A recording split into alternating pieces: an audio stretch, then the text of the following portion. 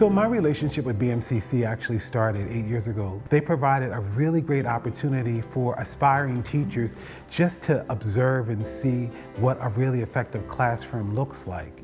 I think PS 125 presents for an aspiring teacher like a BMCC student the ideal breeding ground because the school is racially, ethnically, socially diverse.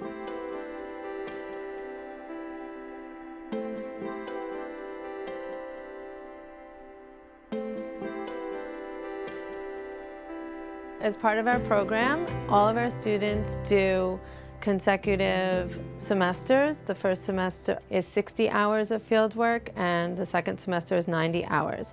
And professors place our students in early childhood and early elementary settings so they can be placed with ages 3 through 8 or pre-K through 2nd grade.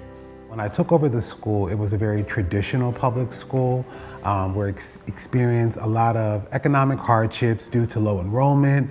So moving away from a more direct instructional model or a traditional way of teaching and learning to one that honors what kids naturally bring into the school, like their natural curiosity, their natural excitement that all kids want in a school.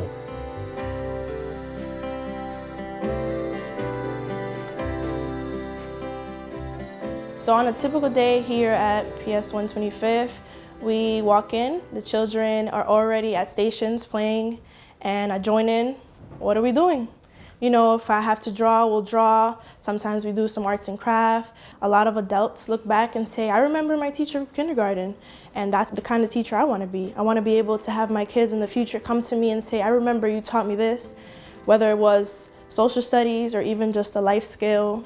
You taught me how to be nice to others, something as simple as that. To participate in a fieldwork study is so important just because you're able to put everything you learn in college to the test in a classroom with actual students and actual human beings who are going to learn from you. Actually coming in and working with the students one-on-one just gives you that true experience.